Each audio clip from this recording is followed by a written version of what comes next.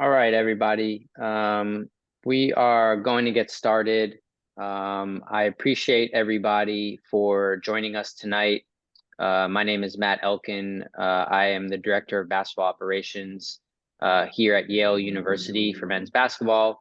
And I'm also kind of one of the, leadership members of the Jewish Coaches Association.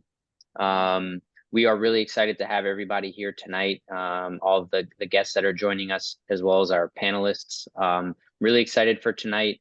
Obviously, there's been a lot going on in our world, and I wanted to really take this opportunity to get together in a small group to just kind of share and check in with everybody, see how we're doing. I've invited four really exceptional people to join us to kind of help lead the discussion.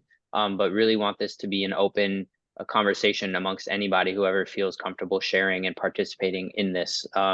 So what we're going to do tonight, we're going to spend about an hour of our time here and really just talk about how everybody's doing. I'm going to introduce our panelists and then we're going to check in and then we're going to kind of just let the conversation go from there.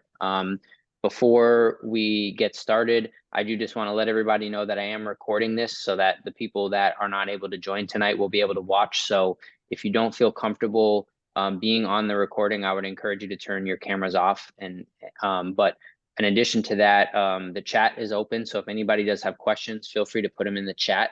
You can also just let us know that you do have a question and I can call on you as well. So you can ask that way. And typically, at least what I learned from last Sunday's conversation that we did, I can download the chat and send it out to everybody. So if people are sharing resources, if people are sharing contact information for any of our panelists or anything, I can also share that after the meeting is over for anybody that's curious. So don't feel like you have to quickly write stuff down. And real quick, again, before we start, I just wanted to talk briefly about what the JCA is. I know there's some people here that might not be familiar with what we are. The Jewish Coaches Association, we're in our 20th year. We started as a small group of college basketball coaches getting together at the Final Four each year to talk hoops. And we've grown to over 500 supporters and members across the landscape of not only college basketball, but all levels of basketball, men's and women's, other sports, as well as lawyers, agents, sports professionals, administration, front office, mental health professionals, lots of people that are just kind of supportive of what we do. We are hosting the first ever Final Four event at the Women's Final Four last year. We plan to do that again this year. And we are in the process of becoming a 501c3 nonprofit organization, as well as we have social media and all those things. So we've really just tried to become an organization that can grow exponentially. And we appreciate all of you being here, and hopefully you'll be comfortable and willing to participate in more events we have coming up. I want to, without further ado, give a chance for each of our four panelists to introduce themselves, give a little bit about their background, and then we'll kind of get the conversation kicked off from there. So to start, I want to go to Ari Miller. Thanks, Matt. Really wonderful to be here tonight with you all. My name is Ari Miller. I am a certified mental performance consultant and a licensed counselor. I started my career in college basketball and was part of the Jewish Coaches Association for some of those early years. Spent 7 years in college coaching, and during that time worked on a master's in psychology, and pivoted over to the sports psychology mental performance space about 10 years ago. I've spent time at the University of Vermont and most recently at Johns Hopkins University, building mental health and performance programs for student athletes, consulting with coaches. And I now am at the beginning stages of building out a consulting business where I work with college basketball players, teams, business professionals on mental performance. So really happy to be here, to be part of this conversation, and to have space for us to connect and talk about something very difficult as a community. Awesome. Thanks for being here, Ari. Deb, you want to go next? Great. Thank you. I'm Deb Levy, and I'm also honored to be on this panel and grateful to Matt for putting it together. And I'm thrilled to be a new member of the Jewish Coaches Association. I was a college basketball player, and professionally, I was trained as a licensed mental health counselor. And for the last 10 years, I have been a professional certified coach. So I do leadership coaching, and my background is in positive psychology. So really the study of why are happy people happy, why are successful people successful, and what are the habits that we need to build and maintain to be at our best. I also was the assistant coach for the gold medal Maccabee team, 18 and under, 2 years ago, where I had the honor of meeting Matt. And I have my own private practice coaching people, leaders, people in transition, and a fair amount of life coaching too. Awesome. Thank you. Thank you very much for being here, Deb. Next up, Dr. Doug Gardner. Doug, go ahead. Thank you. Thank you, Matt. Hello, everybody, and thank you for being here tonight. I've been in my own private practice for 25 years now. Just celebrated that this past February. I'm an LA kid who moved to Boston to do his doctoral studies and ended up working for the Boston Red Sox. Spent 11 years in Major League Baseball. Prior to graduate school, I coached. I was an 18-year-old, tore my rotator cuff and had surgery and went on a baseball field and started coaching 13-year-olds all the way to high school. And I've still been doing it. I'm 55 years old, so coaching's in my blood. It's what got me into this industry. I figured I could stay in baseball my whole life, or I could really coach athletes in all sports. And I've been very fortunate to be able to do that, from Major League Baseball to the NFL. To the collegiate space, you name it, I've been there. Even professional esports, working with young kids playing video games professionally. And so I'm not a licensed psychologist. I work hand in hand with licensed psychologists and therapists all the time to provide wraparound care for people, because there is the person, there's the performer, there's the coach, there's the person, and I think it's important to understand and differentiate those nuances while they still come together. It's important to kind of have people in both sides to sit there and help people, and so that's a little bit about me. Awesome. Thank you very much, Doug. And last but certainly not least, Bobby, go ahead. Hello, I'm Coach Bobby Schwartz. I'm in Austin, Texas. I'm one of the founding members of the Jewish Coaches Association. I serve as a head basketball coach and athletic director of a school in Austin. I'm also a rabbi and a motivational speaker, and do motivational life coaching, specializing in championship team building exercises. And then I work with a nonprofit group that helps single parents going through divorce and custody. So we offer a variety of services.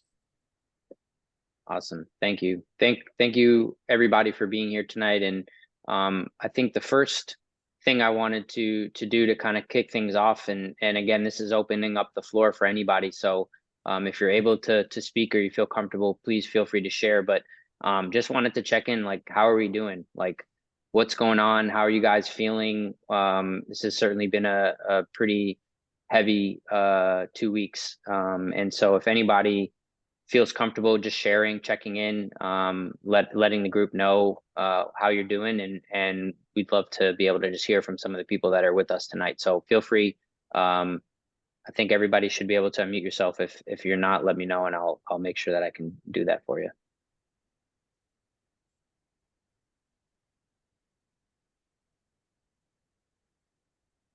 And if nobody wants to share, that's fine as well. We can move on to and maybe keep the conversation going, to hopefully bring out some conversation. But I'll see if anybody wants a chance to speak, and then we can move on if not. All right, I'll open it up, if you don't mind, Matt. So yeah, hello, of course. everyone. Brian Schiff here. I grew up in Philadelphia in a pretty Jewish neighborhood. Most through school, my high school even was very Jewish. There's 4,000 kids in my high school, and a certainly huge Jewish percentage. Very small instances of anti-Semitism growing up. I got punched in the face once when I was asked if I was Jewish, and at a movie theater in a non-Jewish neighborhood, but for the most part, nothing like that. But I have to say that this is the first time that I've ever sort of felt scared. Like, you watch the news, you watch not just what just happened you see what's going on around the globe, and the level of animus towards Jewish people seems to be reaching a new level. As someone who worked in the media for 30 years, I understand how that works, I think. So you know, everything, when you see it just through a lens of a TV camera, sometimes it seems much bigger than it actually is. But it's just seems to be a really, really scary time all of a sudden. Thanks for sharing, Shifty. Appreciate it. Is there anybody else that feels comfortable sharing as well? You can take one more person if anybody's interested. If not, we can move along. Do any of our panelists want to share or chime in just on how they've been reacting to what's been going on?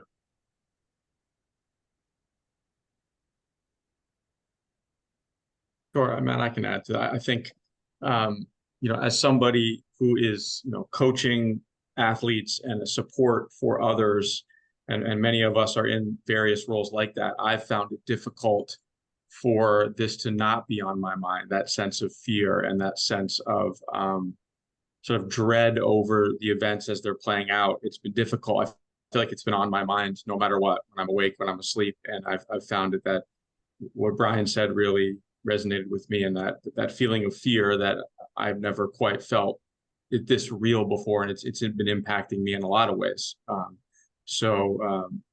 I think that's important to remember, that as helping people or as coaches or as someone who's looked at as a support, it doesn't mean that we can't feel things or have intense emotions or be also feeling as scared as our athletes or clients. It's a very, very challenging time. Yeah, thank you, Ari. Yeah, and I'll add, please go ahead. No, go ahead, please. I was just gonna say, like, I've been feeling like Brian talked about for a while now. Before I got into the sports psychology thing, I studied German history, Cold War. I was a political science major. So it's like all the things I studied and it was read up on when I was younger, I feel like the world works in cycles. And so it's my reaction has been one of just horror, dread, whatever words we could apply to it. And at the same time, I feel numb. Not in denial. It's not a Kubler-Ross stage, but I feel numb. I look at my son, see the situation. He's had to deal with some anti-Semitism stuff over the last few years. He's a senior in high school. And it's led to me to feel and not feel all at the same time. And I think it's because we're processing, and there's so much to have to consider and think about, that it's like, how do we even reconcile the fact that we have to be afraid, be scared, to go into a level of unknown. And so it's just been a horrible place to be. And sometimes I'm just sitting there and I'm like, I don't know what to feel, even though I know I'm feeling. This is definitely a wake-up call for a lot of Jewish Americans. It's a wake-up call for a lot of Jewish Americans, in the sense that a lot of people may have only experienced anti-Semitism, remotely, a comment like "Jew you down" or something like that, or whatever like that. But and maybe they thought that anti-Semitism was regulated to people running around the woods of Idaho or Michigan in militias or something like that. Maybe they felt like a bunch of rednecks in the woods or something like that hate us, but we're pretty cool. But now they're seeing educated academics, educated people on liberal arts universities, protesting and demonstrating against us. So I think it has been a wake-up call for a lot of people.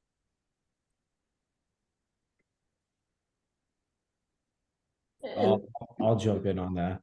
I think the biggest thing is I think I have to defend myself constantly with what I post, with what I talk about, with what I do. I think that's the biggest thing that's kind of caught me by surprise, is as being a Zionist and being proud. Everything, I think, now that we want to talk about, we have to defend. And I don't think that's fair for us. And probably there's a lot of hatred. And I'm probably a little more fortunate that I live in Ohio, where there's not a huge Arab or Muslim population to have some of these protests. Like, my hometown had a high school walkout today. So like some of those things, they hurt, and I have to defend my, try to defend my Jewish faith because some other people want to make us look bad. So I just hope we're staying strong. And I think the biggest thing is continue being proud to be Jews, continue talking about it, continue posting about it. And the more I think we come together as a tribe, as they say, the better off we're going to be in the long term. Thank you, G. Appreciate you, man. Deb, did you want to go? Yeah, thanks, Matt. So I've been feeling a sense of emotional vulnerability. I think, for me, it's been, I know many of us, I mean, all of us are feeling it. Anyone who's died and, the impact of all the horror that's going on, we don't have to have known someone to be feeling it. So I feel like a lot of grief, and it's if, we need to be together sitting Shiva, that would feel like the appropriate response, that we're hauling up together with our closest friends and relatives and caring for each other, but we haven't had the privilege to do that. So to me, it feels like an emotional vulnerability, and also just in the context of a hostile environment, and really being disappointed and upset that people can't just respond and say, I'm really sorry about what's happened.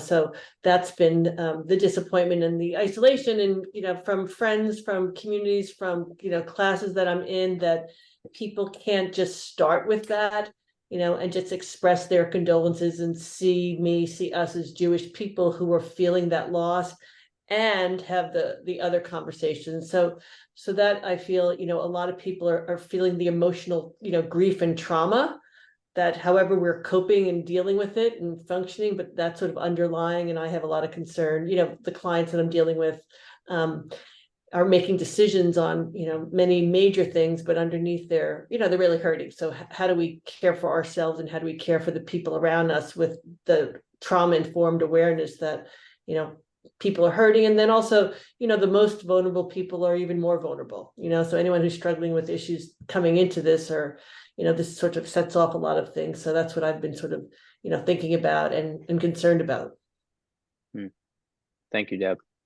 Yeah, you touched on something, and this is an area we were talking a little bit about before the call. So I wanted to kind of position this towards Bobby and Ari, but I'm here. I'm wearing my Yale men's basketball polo very proudly, and thankfully here at Yale we have not seen some of the protests and issues that some of even our Ivy League counterparts at Harvard or Penn or Columbia and some of the other high academic universities have seen. But we talked about what can our response be as somebody who represents the university, whether you're a student, whether you're a coach, an employee, whatever it may be, as also being a Jewish member of that community.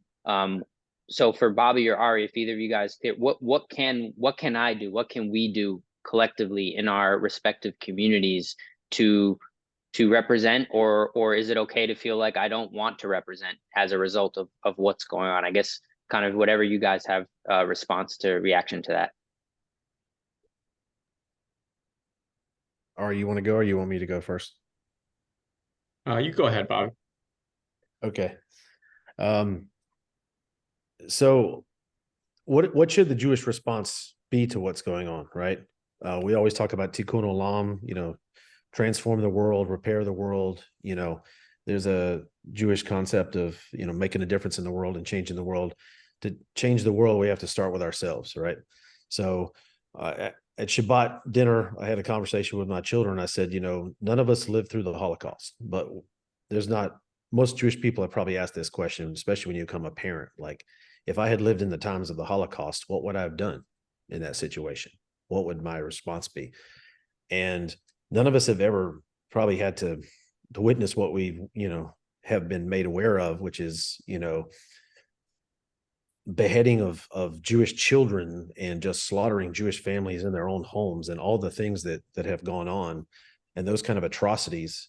And to see the demonstrations. I mean, Theodor Herzl wrote his book that kicked off the Zionist movement because of what he witnessed at the trial of Alfred Dreyfus in France, where French Jews filled the streets of Paris shouting, death to the Jews, death to the Jews. And that horrified him to the point where he wrote The Jewish State, Der Judenstaat, the book that kicked off, the Zionist revolution. So what should our response be? We can't all, run over to Israel and join the IDF, although many young Americans and people from all over the world are, but we can make a difference in our own lives and what we do. And I said, live a Jewish life. And I don't mean that like whatever your definition of that is. I don't mean like necessarily like in terms of your religious observance or whatever like that, but self-identifying and being proud of who you are, and taking that wherever you are. Your Jewish identity is part of who you are. And whether you realize it or not, the world sees you that way. One of these things that when I said the wake-up call is, a lot of people have gotten very, very comfortable where they just kind of feel like, I don't personally experience, a lot of anti-Semitism. And then that must be something all over the world. So we can see that Israel is a Hebrew-speaking country on the other side of the world, or it's connected body and soul to us. Because what happens in Israel affects all Jewish people. And if you weren't a Zionist before, you should probably become one now, because one of the things you're realizing is you see these demonstrations and protests. They're not all protests against the Israeli government or Netanyahu or Israel's policies in the territories. They're anti-Jewish. They're anti-Semitic. I mean, people are holding up signs in Australia, gas all the Jews. I mean, we don't think of Australia as a, vehemently anti-Semitic, racist place, but this is going on. So what should our response be? I think stand up for who you are, stand up for your community, stand up for your people. If you're not part of a community, and that's what I like, what Deb said, which is join a community, be a part of a community, make yourself aware. And if you're on a college campus, reach out to the Jewish fraternities and the Jewish sororities and the Jewish groups. That you are a representative of the university, you are a coach, on that campus. So be a part of your community and represent, our people. And Israel is a very strong nation. They have a very strong military. They're going to be fine. They know those military, they know what to do. But in your life, what can you do? You can live a Jewish life. And again, that doesn't necessarily mean observance or lighting candles or Shabbat. Don't think of it just in terms, but ethnically in the community of Israel that we're all a part of. And then deal with hatred and ignorance with facts. Most people have this liberal, I shouldn't say liberal, they have a notion of the Palestinians as just a poor, oppressed people who want civil liberties and civil rights. That is the narrative on these college campuses, right? That they just want equal pay for equal work and equal housing and things like that, that somehow it's like African Americans fight for civil rights in the 60s. Their signs don't say at protests, we want equal pay for equal work. They say death to Israel. It's a different kind of enemy. And using simple language. So when I talk to people, I try to use simple language. Like Golda Meir, I quote Golda Meir. She said, they asked her, will there ever be peace between Arabs and Israelis? And she said, when the Arabs love their children more than they hate us, then there will be peace. Right now, they hate us more than they love their own children, right? Or this would stop. So using simple answers that make them think, or also educating yourself about the facts of, there used to be a book that used to come out called Myths and Facts. Educating people about what's going on. People hear things in the media or from other people, or they go on Facebook and they read something and they think that is the truth. And sometimes just breaking down for them, like what that means. Like when they talk about the Israeli occupation, Palestinians have been living under their own rule for the last 30 years. It's really a Palestinian occupation. They have been governing themselves, electing their own officials, and there's Palestinian security forces and Palestinian flags, even in the Palestinian refugee camps, which have been under Palestinian rule for the last 30 years. But people continually talk about Israel being an apartheid state and the Israeli occupation, that's what they're rebelling against, but they're living under their own rule. Now, I don't want to get into big political arguments, but simple facts that correct people or make people have a shift. But the last thing I'll just leave you with, and this is something I've had an outpouring of non-Jewish friends who've reached out to me, because I always tell my children, you are a mascot for the Jewish people. Everywhere you go in life, when people talk about Jewish people, they will remember like the one Jewish person they went to high school with, or they went to college with, or they worked with, right? And if you're cool, they're going to think, well, not all Jewish people are evil or bad, because I went to high school with someone, or I was, I worked with someone, or I dated someone. So you represent the Jewish people, wherever you go. But I already forgot what I was going to say. I'll remember it before this is over. I think you're about to tell us all that we should be dating Jewish people. Is that the direction you were going in, or that maybe I just caught the very end? But no, real quick, before I let Ari go, I did want to, you mentioned two people, Golda Meir and Theodore Herzl. I think it's really important that as Jews, we know our history and we know prominent figures within our history. And so educating yourself, not just about the story of Israel, but impactful people in that story, I think is really important. So thank you, Bobby. Ari, you want to chime in? Sure. And thank you, Bobby. That was an incredible, wonderful answer. Just a few things to add. In some of the work that I'm doing with my individual clients, I have student athletes at wide ranges of ability in different sports, and a handful of them are Jewish. And I think there are going to be situations where you are a coach on a program and there might be only one Jewish athlete, or there might be no Jewish athletes and you're the only Jewish person in the program. And being able to speak your truth and stand up for yourself in a way that feels like you're not only being protective of yourself and who you are, but allowing space for that, even if it doesn't necessarily feel comfortable. I think that's really, really important, that each of our voices needs to be heard within the communities that we're in. And I think pushing through some of that discomfort or fear or sadness is really important, and it might make a big difference for people within your program. As it pertains to sort of wearing your university name or dealing with these protests, I think I think of that as an individual choice for each person in the situation that they're in, and that if there is something that you do not feel comfortable with, that bring that to your sports supervisor, bring that to your athletic director, and articulate that to them, not with any result necessarily needing to happen, but just so your voice is heard as a leader in your department or wherever you're currently located, that you're not being quiet. I think that's the key, is that if something feels unsafe or feels like doesn't feel right to you, that you articulate that in a way that's effective and informative for the leaders around you. There are varying degrees of care and understanding for this issue. We've talked about some of the upsetting side of it, but there's also a lot of apathy and a lot of people who don't know anything about the issue and just sort of think it doesn't pertain to them. So that could also be leaders in your organization who maybe aren't fully supportive of hate speech against Jews and anti-Semitism, but they're also not really doing anything to stop it. So your voice could be the one to bring it to light in a way that maybe they hadn't realized. Thanks, Ari. Appreciate that. I wanted to build on something that Bobby had alluded to earlier with regards to something Deb had mentioned previously. And we had talked about creating kind of your personal pod or your circle or your support group. And so I just wanted to ask her if you could just expand on that and the importance of that, whether it's leading up to times like this or specifically in times like this, how critical that is for all of us to kind of have those support circles. Yeah, definitely.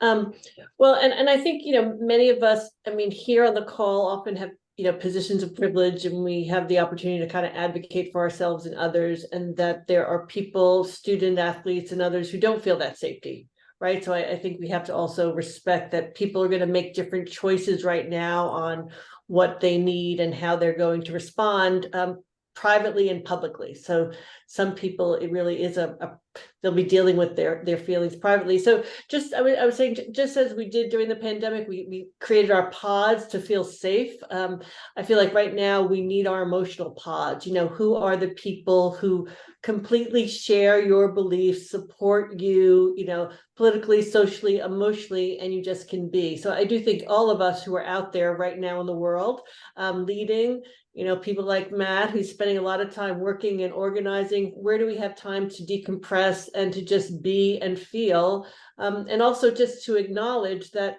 we all don't have the answers. We don't know everything. So I do think, how do you create your emotional safety zone? And for me, I think it's going to look a little different. In some ways, it is an opportunity for me to create a little bit more of a Jewish community for myself that I've been longing for outside of my beloved family and closest friends. So I'm sort of inspired to try to create that, because that's missing for me. And then the other for me is checking in on people. I'm holding a little sadness for people who aren't checking in on me and my non-Jewish friends, but I've kind of made a list of here's my little list of all my, all the Jews who I want to check in with. So, it's also the same. How can we just really be connecting and caring for each other? Because I think about as a coach, people's emotional well-being, and that really, really matters right now. And for all of us, how do we take care of ourselves? Because this is a long journey. This isn't just this week. this really is a long journey, and we know already it's going to have a lot more, unfortunately, trauma related to it. So how do we really take care of ourselves? Yeah, for whatever reason, I don't know if this is an appropriate response, but you reminded me of the movie Billy Madison, where he has the guy who has his list of everybody that he wants to get back from high school, and then Billy calls him and apologizes to him, and then all of a sudden he crosses his name and ends up, yeah. So that's a great scene. But yeah, no, thank you, Deb. I appreciate that, and I felt the same, like just feeling the support from Jews and non-Jews, especially, that have reached out to me and just said, hey, I don't necessarily know the details of what's going on. I don't know all the story. I don't even know which side I'm supposed to be on or what to believe, but I know that you're posting stuff. I know that you're going through stuff, and I just want you to know that I support you and I got your back. And that means a lot. That means a lot to me. And I've been encouraging them to, hey, I know you probably have others in your circle that are Jewish, whether you know it or not. So the same call you're having with me right now, make it to 5 other people, 10 other people. You don't need to use your Instagram or Twitter to post things, right? You don't need to have a press conference, but in your own way, show those people that you care about them and that you have their back, because it goes a very long way, because there have been, unfortunately, so many that have been silent. And, it's just great to have that circle and all that support. So thank you, Deb. Appreciate that. I wanted to kind of talk again, as many of us are coaches, are in our careers. I mean, maybe you're not even in sports at all. You're just going through your day-to-day life. Ari had mentioned just being so consumed and scrolling through, your feed, watching the news. I know me, myself, I spend most of my day on my phone or I'm reading articles, and then I come home and I plop down on the couch and I turn the TV on and I'm watching, and I'm just fully consumed by everything. So Doug, I just wanted to ask you, just from a performance perspective, as an athlete or a coach or anybody working just in any professional space, how are we supposed to manage that? How are we supposed to still perform at our best and do our job? And when, our mind and maybe our body is there, but our mind is elsewhere, how can we compartmentalize that? I think that's the true challenge. We still have to perform, and we still have to prepare. I think a lot of it is, and we've heard this from athletes, and Michael Jordan always talked about has his safe space. He didn't use that word, the term, but it was the basketball court.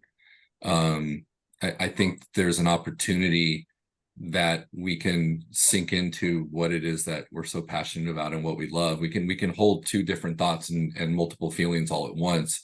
Yet there is that literal opportunity to go and use your time in what it is that you do and what you're passionate about, to be able to at least step away and immerse yourself in something else for a moment or a period of time. A lot can happen during that time that you could be on a basketball court practicing or with your team in the world. And so it is very hard, I think, to you can't just tune out from it. But I think it's important to be where your feet are, and to, in a sense, be able to say, listen, over the next couple of hours, I'm going to be immersed in this. If I need to check my phone or check something else, that's fine too. We often talk about social media use or phone use with our athletes. The same thing could apply to ourselves, give ourselves some grace. But I do think it is an opportunity to kind of context shift and use that context to say, over the next X amount of time, I'm going to try to utilize this. And also in this time, be really self-aware. I think it's important, because a lot of our emotions and our feelings will manifest themselves in other times. And so if we're now stepping out onto the court, or we're interacting with student athletes, we have to be aware of our own triggers, that the triggers from the things going on in our lives and our worries and our concerns outside of what it is that we do in terms of our work or our job can come up. And all of a sudden, next thing you know, we're snapping at somebody, and that's not us, and we're not fully aware of it. And so I've been a real big believer of I'm going to step into this for the next period of time, and I need to both be more self-aware, be more situationally aware, but also be able to immerse myself and understand that this is part of what Deb said in terms of self-care. I think that we as coaches Our sport is something that does, it can really not contribute to self-care in some ways, of course, but it's also an opportunity to where we can be more attuned and locked into it and find some joy from it, while there's a lot of stuff around us that it does not lead to joyfulness. Matt, I wanted to interject something that in German you might want to share some of the things that you've talked to some of your players about. But one of my things, the thing I love about coaching and why I'm in this profession and why I do more of that than rabbi stuff is I love the locker room and I love the huddle. There's something, it's a sacred place, and because they're coming to the huddle and they're coming to the locker room from single parent backgrounds, raised by a grandmother, two parents, happy homes, not happy homes, foster care, all sorts of situations, Catholics, Protestants, Jewish, Muslim, Buddhist, atheists, whatever, African Americans, Hispanics, Asian, but when they come to that huddle, when they come to that locker room, they do bring their experiences, growing up rich, growing up poor, whatever, inner city, country boy, whatever. But we leave the huddle, we leave the locker room as one, as a team. And the only colors that matter are the ones on the uniform, right? And so, but you do bring that element. And coaches, I'm encouraging them, the fact that you're a Jewish coach, and that's why we have a Jewish Coaches Association, right, is bring that element to it. That's an interesting thing. That's what makes you you. That's what makes you unique. Your perspective, your background is something that's adding to that. But use all of this and everything that's going on as a rallying cry for a sense of brotherhood, a sense of oneness, bringing us together. I'm a Jewish coach on this team, and this is, happening right now to my people. But you guys right now, you're my family. You're my family. We are one. We are a brotherhood on this team. And get all the other players to share things that are going on in their life, whether, again, raised by a grandmother, raised by a single parent, religious, non-religious, foster care, whatever like that. Everybody has a story. Everybody has that experience, and you become stronger by bringing it all to one together. And then you leave that locker room as one family to go compete. Yeah, I love that. I love that, Bobby. Thank you. We have about 20 minutes left. So if anybody does have any questions, feel free to, join in on the chat or speak up.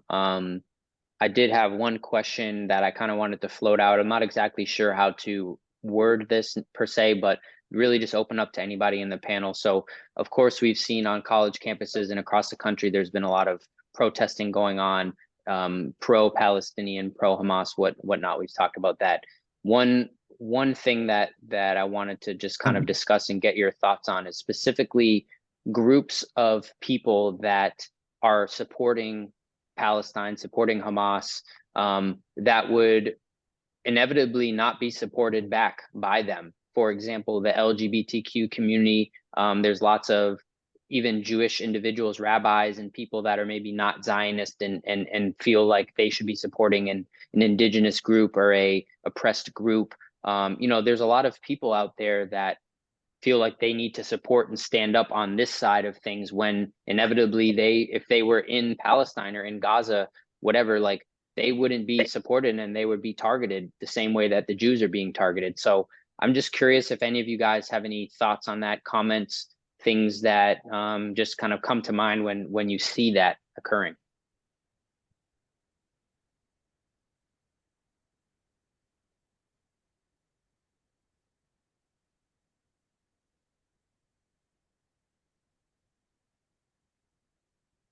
I mean, the one thing I'll just throw it out, but I don't want to, I've talked a lot today. I'd love other people to share, but my thing is Jewish Americans are sort of pushed to the side when it becomes to like a minority group. Like when people talk about racism and prejudice in America, they immediately think of African Americans or Hispanic or Asian, or they think of gay or trans people, marginalized groups. They don't think of Jewish people as being that. And yet we know that hate crimes in the United States, like Jewish people are like almost like number one in hate crimes in this country. So that's one of the things I think about, which is that whatever's the trending as the biggest protest, people just want to go be a part of something. And that's what Deb was talking about, which is community. There are people who are always looking for an oppressed group to get behind, because now I'm part of something that's beyond myself. Very true. I want to follow up on something that Bobby said before, which I thought is really telling, which is that I mentioned this the other night too. I work at a Quaker school where almost the main mission in Quaker education seems to be even Steven for everybody. Everybody has a say. Everybody is equal, which we all are, of course. But in this situation, but there are situations in life and in world where you do need to come down on one side or the other. And we love to think, of course, whichever side you're on, that you think that is the right side. As Jewish people, obviously we think, this could not be more heinous, more anti-Semitic, more anti-Zionist, more anti-Israel than what took place, last week, and what is continuing to take place.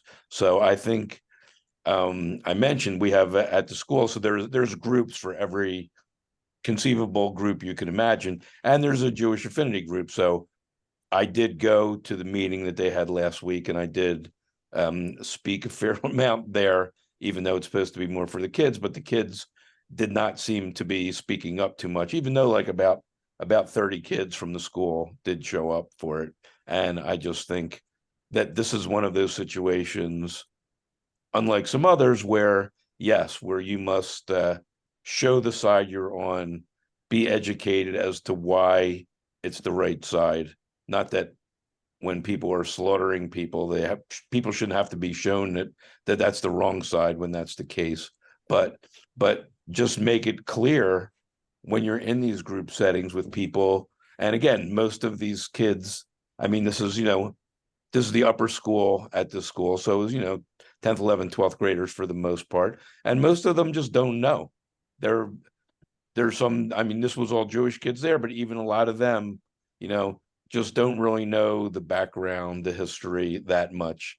They just they have a sort of cursory knowledge of the whole situation and the whole experience. So when it comes to it, it doesn't always have to be the classic, Donald Trump. There's good people on both sides. There is at some point when you're talking with and to people, of letting them know, like, what the deal is from your own perspective. If they don't want to take it or disagree with it, that's on them. But I think it's important that our perspective and our truth is certainly portrayed to them.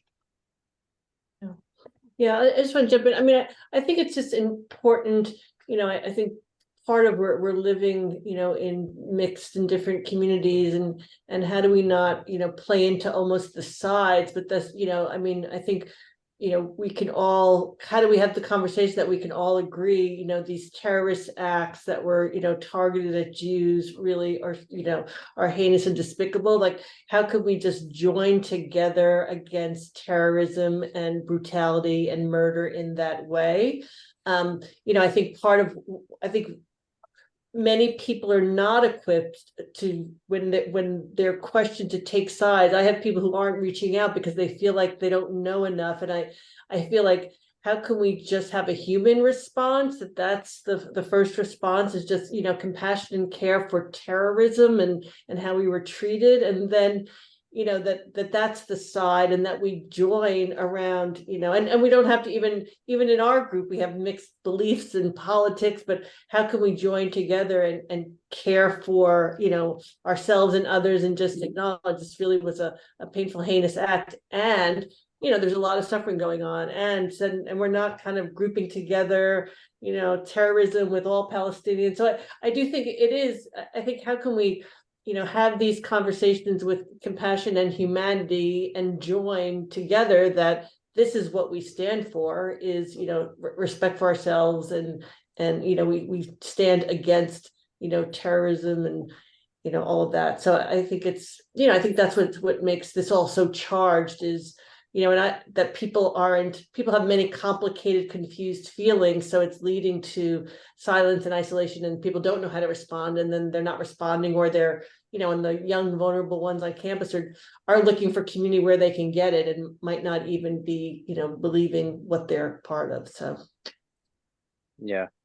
Yeah, and I don't know if anybody saw the same interview. I saw somebody had posted it today, and I just thought it was fascinating with Naftali Bennett, and he was on CNN, and he was referencing the bombing at the hospital in Gaza, and he was saying, for, kind of to Shifty's point, like sometimes there's not two sides to everything. Like if somebody tells you it's raining outside and somebody else tells you it's not raining outside, how do you figure it out? You just open the fucking window and see if it's raining outside, and it's over. The discussion is over, right? So, one thing that I've found to be fascinating, especially with in the current times that we're in now, with the way that media is consumed. It's not just reading a newspaper like it used to be, and it's not just reading an internet article like it used to be. Now it's social media, and it's quickly, like I see somebody post something, I'm instantly boom reposting it without thinking about it. Is to learn, like most people would assume that the New York Times is like a very legitimate, media news outlet, right? And to see in real time for them to post a news article saying one thing about Israel bombing this hospital, to then changing it like 3 or 4 times, if you're not paying attention to that stuff, you would have no idea. So if you just saw the initial and you posted it, boom, you wouldn't know that. If you look on their social media now, you won't find that original because it's been redacted or changed or whatever. So I just think it's very interesting how people are consuming this information and again regurgitating it without thinking, without giving it some time to really seep into how they're feeling. We got about 10 minutes left, so I wanted to kind of get some closing remarks from each of our panelists, and thanks again for everybody who joined us tonight. I know this is sometimes difficult to just open up and talk about things, whether it's with your teams or with people maybe that you don't know, but I think it's really important to do so, and I appreciate everybody for being so open tonight. But the last thing I wanted to maybe get each person, and we can kind of start with Ari and then work our way down. But obviously the October 7th terrorism that we all witnessed and felt was really shocking and appalling, and that was kind of the peak potentially of our trauma. But we all know that this is not anywhere close to being done. We all know that there will be many instances for the next days, weeks, months, maybe years, where we are going to continue to feel, taking back to that original attack, taking back to moments of our past, and just continuing to feel, that this is not something that's getting any better. So what advice do any of you guys have, or what are some things that you personally are going to do to anticipate that things may not be getting better anytime soon? How can we begin to prepare ourselves now, mentally, emotionally, to accept or adapt to maybe this changing time in our lives? I don't know if that makes sense, but Ari, if you want to kind of touch on that, and then I'll go to Bobby and then Doug, and we'll finish up with Deb, and then we'll finish up for the night. Well, certainly the images that we've seen, the stories we've read, the things that we know took place are too horrifying to comprehend. And I think, Doug alluded to this earlier, of just feeling numb. So I first want to say that there's no right or wrong thing to feel here. The intensity of this is incomprehensible. So each of us are going to process it in our own way. And I would urge everybody to have support systems, someone to talk to, either in your circle, in your friend circle, in your family circle, a professional counselor, a psychologist, a social worker, someone that you trust, that you can process these feelings with in some form.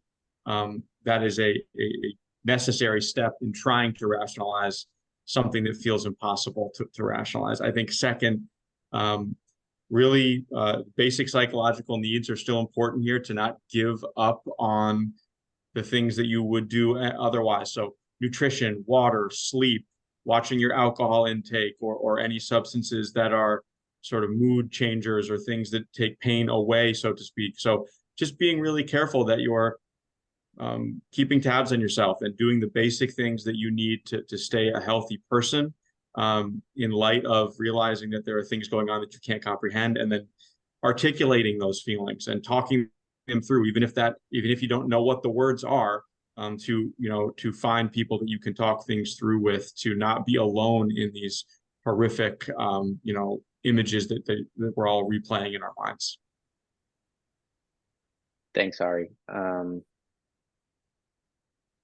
Whoever wants to go next. I'll go next. I was going to I'll give you a little life coaching sort of trick, motivational speech trick that I do, which is give someone an argument or an idea that they really can't argue with. But one of the things I do, especially when I'm out there in public and I'm meeting with people, especially people who aren't Jewish or people who don't really understand all the things that are going on. One of the things I just like to say, even if I'm in the line at the grocery store and they go, hey, are you following this thing with the war? Can you believe all this stuff like that? One of the things I always try to leave them. And they don't necessarily know that I'm Jewish or whatever like that, but I'll always say, whatever your religious beliefs are, whatever your politics are, when you start going into people's homes and cutting off the heads of their children in front of the parents and doing all those horrible things, I'm not listening anymore, right? Whatever your politics are, whatever you feel that justifies those actions, right? And it just kind of puts in a simple thing, because that's really something you can't really argue with in a sense. And most people, especially non-Jewish people, I find that they kind of get that.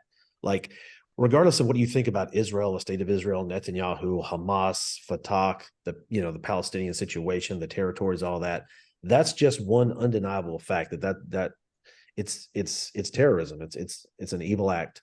And, the people who did that are Hamas, right? So that's kind of a starting point.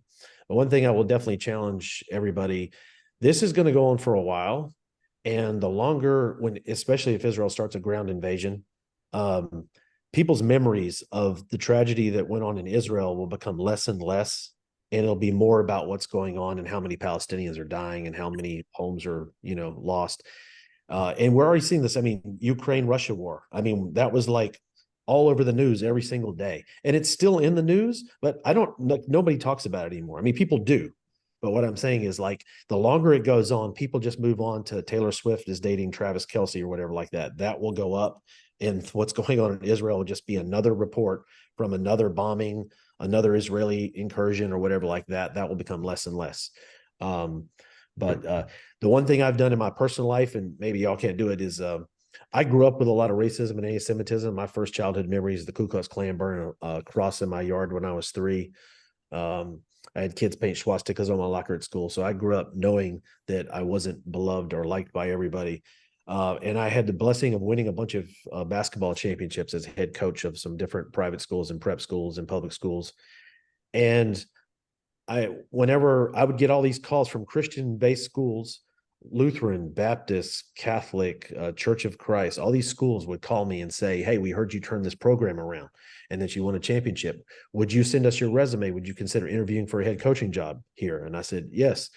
And then it would go through the channels and then I would get a phone call. And this has happened to me probably 9 to 12 times over the last 10 years. We found out you're Jewish and they're just not going to let us hire a Jewish coach. So I was told that over and over again, right? But they're the ones who came to me. They're the ones who asked me to interview for the job, right? And I got told that so much. And I thought, man, if in the current climate of our culture, if you said, we can't hire you because you're Black, we can't hire you because you're a woman or because you're Asian or because there would be blood in the streets. But they had no problem at all just saying, well, we found out you're Jewish and they're not going to let us hire a Jewish coach. And one of the things I said to my children, I said, my next coaching job, I think I'm going to look for a Jewish school to coach at. And so I went and took a job at a Jewish school where they said you can't win. And we've now won back-to-back championships in basketball. And I changed our logo. Our logo was this little cartoonish line, cute and funny. And I changed it to this, a Star of David with a more menacing line in the middle. And I had actually administrators like, man, that's really Jewish. And I said, why don't you embrace what we are? We're a Jewish school. Let's be a Jewish school. The Christian schools put crosses on their stuff. Why can't we put a Star of David? Take something that the Germans and the Nazis tried to turn into a badge of shame and turn it like the Israelis did when they had a lot of different ideas for the first Israeli flag. They took the Star of David and they put it on there to turn what was a badge of shame during World War II and at different times in Jewish history and turned into something to be proud of being Jewish. And I've got all this gear with this on it. And since this started, I make sure every day I wear this or a hoodie or a sweatshirt. And it's interesting because a lot of, especially Christians, religious Christians, they just come up to me and they see that. They don't exactly know what it is, but they want to say something about what's going on in Israel. So that's what I talk about, representing your people, representing who you are. Thanks, Bobby. And I will say that's a big ass Star of David, so I like it. Not a little one on the chest. That's Well, a actually, big they old, messed up I at like it. yeah, it is way too big, this logo. Yeah, but No, I appreciate you very much. Doug, go ahead. Yeah, I didn't grow up with such extreme anti-Semitism that Bobby you discussed. I grew up in LA, so no one would think that, but I grew up in a very blue collar. I didn't grow up on the West Side. I grew up in Inglewood, and oftentimes I was the only Jewish kid around, and a lot of things would happen to me just in conversation. I've always said I have Jew written on my forehead because look at me. I just know that people would look at me and then they would say stuff, and it's always happened my entire life. And my way was to go kick their ass on an athletic field. So I was fortunate enough to have athleticism up to a point so that I could go beat them and then shut them up that way. I've always just said, look, unabashedly, I'm Jewish. And that's who I am. That's what I am. And I'm going to live my life through the ideals of my belief system. And I'm not going to be ashamed of it. And I think that leads to an opportunity, because I'm also an educator. And one of the things I loved about our conversation on Sunday night was how many coaches talked about being an educator. And my doctor's in education, and I chose that for a reason, because I always felt in sports psychology, like, yes, the mental health is so important, but at the same time, we're here to teach and we're here to be educators. And that's what coaches really are at a foundation. And I think there's an opportunity for us to model behavior. Modeling behavior is the most powerful teaching tool there is. So how we hold ourselves, how we act, how we are ourselves in front of people, which means, especially around young people or other people, there's nothing wrong with demonstrating vulnerability. And in my opinion, vulnerability is power. It's showing your humanity. It's showing that you are no different than anybody else, and nobody is any different than you are. As a funny tangent, on our senior banquet when I was in high school, I walked into the bathroom and my head coach was going to the bathroom. And I just was shocked because I never even thought that he went to the bathroom. I never thought he was human. So he humanized himself in the bathroom. But I've always believed to be open and honest. If I'm feeling a certain way, I want my kids to understand that. I want them to know that I am struggling, but that through the struggle, I'm here, I'm engaged, I'm with you. And I think they appreciate, I think young people that we influence appreciate and see you differently when they see you as a human. And oftentimes we feel like we can't be that around our teams. We have to be stoic. We have to rise above everything else, but there's nothing wrong with being vulnerable and being yourself and being human. And I think that creates a level of empathy, and that empathy is something that's very powerful. And it's a powerful teaching tool. Thank you very much, Doug. Last but certainly not least, Deb, if you have any closing comments. I got about an hour and a half, so we better just kind of all right, thank you. Well, a couple things. So I really just appreciate listening and learning from everyone. And so I will say, one of the things I think is most important right now is continue to be in community. So Matt, I want to talk to you every fourth day of the week. So let's keep talking. So I think that's key. How do we make new connections? The concept that I teach and sort of think about a lot is post-traumatic growth. How did traumatic events in your life become something that you end up with post-traumatic growth, that you grow through them, versus post-traumatic stress disorder. And I think one of the things is, how can we be open to new ways of being? This is unprecedented, right, for us. And I think we have to be open that we actually don't know how we're going to respond, and how do we take some time to self-reflect. because of this, we might make different choices, have different priorities, figure out new ways of being. So it is an opportunity to kind of, as Ari was starting, or maybe it's like, knowing yourself and giving yourself some time to reflect. We're reacting right now. We're in the first stage of trauma, the first stages of grief. So how do we really create that space for ourselves, and how do we create that space for others? I have to say the most brilliant thing I've read so far has been what my nephew Lior Levy wrote, and he just spent some time and he wrote his thoughts. And so I'm not going to share it right now, but it just was sort of him just talking about all of his feelings. So I guess I want to encourage people to write, to think, to really kind of, journal about what's going on, because I don't even think we have the capacity to process, because we're still 10 days out, we're overwhelmed. So, how can we be open to learning more about ourselves and the people around us, and really, making new and different choices that hopefully contribute to our growth, our community's growth, and, the healing and survival of, Israel and people there. Give me an amen, Matt. Yeah, amen, for sure. I just want to thank everybody again for joining us. Our incredible panelists, Ari Miller, Deb Levy, Bobby Schwartz, and Doug Gardner, as well as everybody that joined our call tonight, and for the people that are going to watch this, the recording later on. Just really appreciate everybody. Hopefully you got something out of this, and hopefully we can have a chance to continue this conversation, continue this community.